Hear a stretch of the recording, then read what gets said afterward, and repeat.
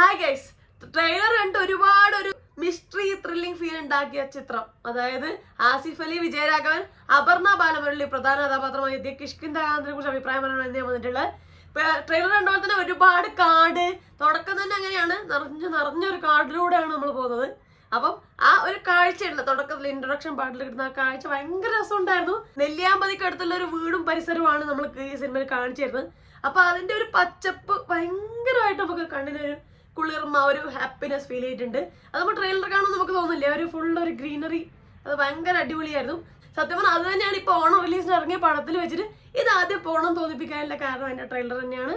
ഡിഞ്ചിത് അയ്യത്താന്റെ രണ്ടാമത്തെ പടമാണ് കിഷ്കിന്ധാകാന്ഡ. ഫസ്റ്റ് കക്ഷി അമ്മിണിപ്പിള്ള കാണുമ്പോൾ നമുക്കൊരു സ്ലോ പേസ് അല്ലെങ്കിൽ പക്ഷെ കോമഡി എല്ലാം വർക്കൗട്ട് ആയ എന്നാൽ ഭയങ്കര സംഭവമല്ല, റിയലിസ്റ്റിക് ആയിട്ട് എടുത്ത ഒരു പടത്തിന്റെ ഒരു ഫീലിംഗ് തന്നെയാണ്. അതേ ഫീലിംഗ് ആണ് ഇനീഷ്യലി തന്നെ. ഇനീഷ്യൽ തുടക്കത്തിൽ എനിക്ക് തോന്നി അയ്യോ ഇത് ഭയങ്കര സ്ലോ ആയി പോകുന്നുള്ളൊരു ഫീലിംഗ് ഉണ്ടാക്കി. എന്താ വെച്ചാൽ ലാഗ് ഉണ്ട് എന്നല്ല പറഞ്ഞത്, ലാഗ് ഒന്നും ഫീൽ ചെയ്യിപ്പിച്ചിട്ടേ ഇല്ല. ഇനീഷ്യലിയുള്ള എനിക്ക് തുടക്കത്തിൽ ഒരു 5-10-15 മിനിറ്റ് ഒക്കെ കുറച്ച് തോന്നി. പിന്നെ അത് കഴിഞ്ഞ് അങ്ങനത്തെ ഒരു ഫീലിംഗേ ഉണ്ടായിട്ടില്ല. നമ്മൾ ടോട്ടലി ആ വിഷയത്തിലോട്ട് കയറി. പിന്നെ നമ്മൾ ആ ഒരു കാര്യത്തെ കുറിച്ച് ചിന്തിച്ചു തുടങ്ങി, എന്താ ഇതിന്റെ കാരണം, എന്താ സംഭവിക്കാൻ പോകുന്നത്. ആ ഒരു ത്രില്ലിംഗ് സംഭവം തുടക്കത്തിലേ കൊണ്ടുവരാൻ, ഈ ഫസ്റ്റ് ഹാഫ് തന്നെ കൊണ്ടുവരാൻ സംവിധാനം സാധിച്ചിട്ടുണ്ട്. സിനിമയിലുള്ള ഇന്റൽ ചെയ്യിപ്പിച്ചതിന് പ്രധാന കാരണം 2 കാരണങ്ങളിൽ. ഒന്ന്, ഈ സംവിധായകന്റെ കഴിവ്, മികവ്, മേക്കിംഗ് തന്നെയാണ്. രണ്ടാമത് തിരക്കഥാകൃത്ത് ബാഹുൽ രമേഷിന്റെ കഴിവാണ്. അടിപൊളി സിറ്റുവേഷൻസ് ആണ്. നല്ല നമ്മുടെ ജീവിതത്തിൽ കടന്നു പോയതോ അല്ലെങ്കിൽ നമ്മൾ അങ്ങനെ ഒരു തീവ്രമായ ഒരു മൊമെന്റിലൂടെ പോകുമ്പോൾ ഉണ്ടാകുന്ന എല്ലാ ഇമോഷൻസിനെ വളരെ നന്നായി സിറ്റുവേഷനിലൂടെ കൊണ്ടുവന്നിട്ടുണ്ട്. അത് അതിഗംഭീരമായിട്ട് ആസിഫ് അലി, വിജയരാഘവൻ, അപർണ ബാലമുരളി ഇവർ 3 കിടിലായിട്ട് ഇതാ ചെയ്തിട്ടുണ്ട്. 3 പേർക്കും ഒരുപാട് അഭിനയിക്കാനുണ്ട്. അതിലൊരു കോമ്പറ്റീഷനിലോട്ട് ശരിക്കും എത്തുന്ന ആസിഫ് അലിയും വിജയരാഘവനും കൂടിയാണ്. വിജയരാഘവന്റെ ക്യാരക്ടറും അങ്ങ് അത്ര ശക്തമായ ഒരു ക്യാരക്ടർ ബിൽഡ് പുള്ളിക്കാരനുണ്ട്, അതുപോലെ ആസിഫ് അലിക്കും ഉണ്ട്. അപ്പൊ ഇവര് കടന്നു പോകുന്ന മൊമെന്റ്സ്, അതിലവര് പരസ്പരം ചെയ്യുന്ന അഭിനയങ്ങള് അവരിങ്ങനെ ഇടിച്ചെടുത്ത് നിൽക്കുവാറില്ല, അങ്ങനെയാണ് ഇവർ രണ്ടുപേരും അഭിനയിച്ചിട്ടുണ്ടായ. അടിപൊളി അഭിനയിച്ചിട്ടുണ്ട്. വിജയരാഘവൻ എന്ന് പറയുന്നത് അത് ഏത് ക്യാരക്ടർ കൊടുത്താലും അതിഗംഭീരമായി അഭിനയിക്കുന്ന കുറച്ച് നടന്മാരിൽ ഒരാളാണ് വിജയരാഘവൻ. അത് നമ്മൾ വീണ്ടും കണ്ടു. വിജയരാഘവന്റെ അടിപൊളി അഭിനയം നമ്മൾ പൂക്കാലം എന്നുള്ളൊരു സിനിമയെ കണ്ടിട്ടുണ്ട്. ഒരു പ്രായമായിട്ടുള്ള ഒരു വിജയരാഘവനുള്ള അതിൽ കണ്ടു, നല്ല വയസ്സുള്ള ഒരു മുത്തശ്ശന്റെ പ്രായത്തിലുള്ള. അപ്പൊ അതിൽ കണ്ടിട്ടുണ്ട് അദ്ദേഹത്തിന്റെ ഒരു റേഞ്ച്. അപ്പൊ അത് നമുക്ക് ഇതിൽ വീണ്ടും കാണാൻ പറ്റും. ഭയങ്കര അടിപൊളി അഭിനയിച്ചിട്ടുണ്ട്. ചില ഷോട്ടുകളിൽ കാണുമ്പോൾ വിജയരാഘവനെ കാണുമ്പം നമ്മളെ ഗോഡ് ഫാദറിൽ 500 മുഖോർവി ഉണ്ടായിരുന്നു. പുള്ളിക്കാരന്റെ അച്ഛൻ തന്നെയാണ്. ആ ഒരു മുഖഭാവം എവിടേക്കോ ഒന്ന് ഈ സിനിമയിലാണ് ഞാൻ ആദ്യമായിട്ട് അത് കാണുന്നത്. ഒരുപാട് ഒരു റിസംബ്ലൻസ് തോന്നിയിട്ടുണ്ടായിരുന്നു അതിന്റെ ഇടയിൽ എല്ലാ ഷോട്ടുകളിൽ. അതുപോലെ തന്നെ ആസിഫ് അലി ഗംഭീരമായി അഭിനയിച്ചിട്ടുണ്ട്. ആസിഫ് അലിന്റെ ചില മൊമെന്റ്സ് ഉണ്ട്, എസ്പെഷ്യലി ക്ലൈമാക്സിന്റെ അടുത്തൊക്കെ ഈ വിജയരാഘവനും ആസിഫ് അലിയും കെട്ടിപ്പിടിക്കുന്ന ഒരു മൊമെന്റ് ഉണ്ട്. അത് മാത്രമല്ല ഒരുപാട് മൊമെന്റ്സ് ഉണ്ട്. എല്ലാം പറഞ്ഞാൽ സ്പോയിലറായി പോവും, പക്ഷെ എല്ലാം മികച്ചതായി ഗംഭീരമായിട്ട് ആസിഫ് അലി ചെയ്തിട്ടുണ്ട്. ആസിഫ് അലിയുടെ വേറെ റേഞ്ച് ഓഫ് ആക്ടിങ് എന്നിൽ കാണാം. സത്യം പറഞ്ഞാൽ വിജയരാഘവനെ പോലെ ഇത്രയും സീനിയറായ ഒരു ആക്ടറിന്റെ കൂടെ ആസിഫ് അലി ഇടിച്ചിടിച്ച് നിൽക്കുന്നു പറഞ്ഞാൽ അതൊരു ഗംഭീര സംഭവം തന്നെയാണ്. 2 പേരും മികച്ചതായി അഭിനയിച്ചിട്ടുണ്ട്. അതുപോലെ തന്നെ അപർണ ബാലമുരളിക്ക് ഫുൾ സിനിമ മൊത്തം അഭിനയിക്കാനുണ്ട്. എന്ന് വെച്ചാൽ ഇടക്ക് വന്നു പോകുന്ന ഒരാളല്ല, പുള്ളിക്കാരിയും അതിഗംഭീരമായി അഭിനയിച്ചിട്ടുണ്ട്. പിന്നെ ഈ സിനിമയിൽ മേജറായിട്ട് വരുന്ന 2 പേരാണ്. ഒന്ന് ജഗദീഷാണ്. ജഗദീഷിനെ പറയാല്ലേ ഏത് റോളാണെന്ന് ചോദ്യമേ ഉള്ളൂ. ഏത് റോൾ കൊടുത്താലും അങ്ങ് അടിച്ചു പൊളിയായി ചെയ്ത് കയ്യിൽ കൊടുക്കുന്ന ഒരു മനുഷ്യനാണ്. അതുപോലെ തന്നെ അശോകൻ ഗംഭീരമായി അഭിനയിച്ചിട്ടുണ്ട്. അശോകൻ, ജഗദീഷ്, വിജയരാഘവൻ, സിദ്ദിഖ്, ഇങ്ങനെ ഒരു കാറ്റഗറി ഓഫ് നടന്മാരുണ്ട്. നമ്മളുടെ ഒരു എന്താ പറയുക, ക്രീമാണ് ഇവർക്ക് ഏത് റോളും ഗംഭീരമായിട്ട് ചെയ്യാം. അങ്ങനത്തെ കുറച്ച് നടന്മാരാണ് ഇവര്. പോലീസ് ഓഫീസറായിട്ട് വരുന്ന നടന്മാരുണ്ട്.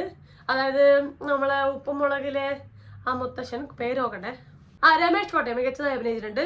കുറച്ച് ഭാഗങ്ങളില് ഉള്ളൂ. പിന്നെ നിഴൽകൽ രവി ഒരു ക്യാരക്ടർ ചെയ്തിട്ടുണ്ട്, നന്നായിട്ടുണ്ട്. പിന്നെ നിഷാൻ അഭിനയിച്ചിട്ടുണ്ട്, കുഴപ്പമില്ലാതെ അഭിനയിച്ചു. പിന്നെ 2 ക്യാരക്ടേഴ്സ് ഉണ്ട്. ഒരു മോൻ വരുന്നുണ്ട്, ഒരു നടി കൂടെ വരുന്നുണ്ട്. അപ്പൊ ഇവർ 2 പേരും എല്ലാം നന്നായി അഭിനയിച്ചിട്ടുണ്ട്. വേറെ ഒരു ഡ്രാമ പടമല്ല, ഇതൊരു ഡ്രാമ ത്രില്ലർ പടം തന്നെയാണ്. അതിലൊരു അതാണ് ആ ത്രില്ലിങ് സംഭവത്തിലൂടെ നമ്മൾ കയറും. പടം തുടങ്ങിയ ഒരു അരമണിക്കൂർ ആകുമ്പോഴേക്കും നമ്മൾ അങ്ങ് ലീഡ് ചെയ്തുകൊണ്ടും. ഞാൻ നേരത്തെ പറഞ്ഞു ഇതിന്റെ കാട് സംഭവങ്ങൾ, ഫോറസ്റ്റ് സംഭവങ്ങളൊക്കെ കാണിച്ച കിഡിലായിട്ടുണ്ട്. എഡിറ്റിങ്ങും സിനിമാറ്റോഗ്രാഫി എല്ലാം കിഡിലായിട്ടുണ്ട്. എഡിറ്റിംഗ് ചെയ്തിരിക്കുന്നത് സുരാജ് ES എന്ന് പറഞ്ഞ ആളാണ്. പിന്നെ സിനിമാറ്റോഗ്രാഫി ആർട്ട് ഡയറക്ഷൻ ചെയ്തിരിക്കുന്നത് സജീഷ് താമരശ്ശേരിയാണ്. അതും അടിപൊളിയായിട്ടുണ്ട്. ആ വീടും സംഭവങ്ങളൊക്കെ കാണിച്ചൊക്കെ അടിപൊളി ഗംഭീരമായിട്ടുണ്ട്. അത് അതിനൊരു പഴമ തോന്നിക്കണം ഈ ഒരു സിനിമയിലെ സംഭവങ്ങൾക്ക്, അതൊക്കെ തോന്നിച്ചിട്ടുണ്ട്. സിനിമാറ്റോഗ്രാഫി ചെയ്തിരിക്കുന്നത് ബാഹുൽ രമേഷ് തന്നെയാണ്. തിരക്കഥാകൃത്ത് തന്നെയാണെന്ന് അതിൽ കാണുന്നത്. ഇടലായിട്ടുണ്ട്. ആ ഒരു നിങ്ങൾക്ക് ആ ഫീൽ ചെയ്യുക, ആ കാടിന്റെ ഇടയിൽ പറ്റിയ ഒരു ഫീലിംഗ്, ആ ഒരു ഷോട്ടും കാര്യങ്ങളൊക്കെ തരും. അടിപൊളിയായിട്ടുണ്ട്. ആ ഒരു ഒറ്റപ്പെടൽ, ഒരു മിസ്റ്ററി ഫീലിംഗ് ഉണ്ടാവും സിനിമ കാണുമ്പോൾ. അത് അടിപൊളിയായി പുള്ളിക്കാരൻ അത് ഒപ്പിയെടുത്തിട്ടുണ്ട്. ഇനി മ്യൂസിക് ചെയ്തിരിക്കുന്നത് മുജീബ് മജീദാണ്. കിടിലൻ മ്യൂസിക് ആയിട്ടുണ്ട്.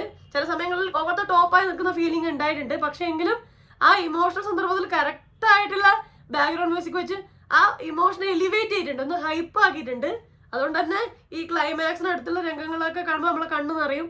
അത് നമുക്ക് വിട്ട് പുറത്ത് ഇറങ്ങാൻ കുറച്ച് സമയം എടുക്കും. ഒരുപാട് നല്ല ഇമോഷണൽ മൊമെന്റ്സ് ഉള്ള സിനിമയാണ്.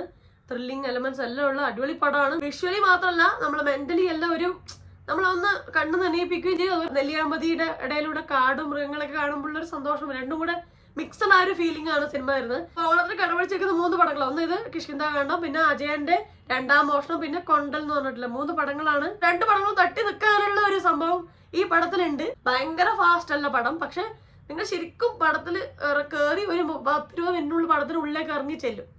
അപ്പം ആ രീതിയിലാണ് പടം. അപ്പൊ നിങ്ങൾ ഈ സിനിമ കണ്ടോ? നിങ്ങൾക്ക് ഈ സിനിമയെ കുറിച്ചുള്ള അഭിപ്രായം എന്താ?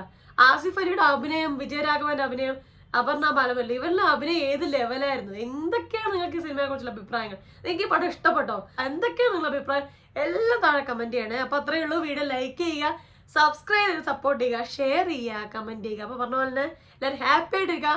മറ്റൊരു റിവ്യൂോ റിയാക്ഷനോ സോഷ്യൽ ഇഷ്യൂ നെക്സ്റ്റ് ടൈം അതുവരെ ബൈ ബൈ.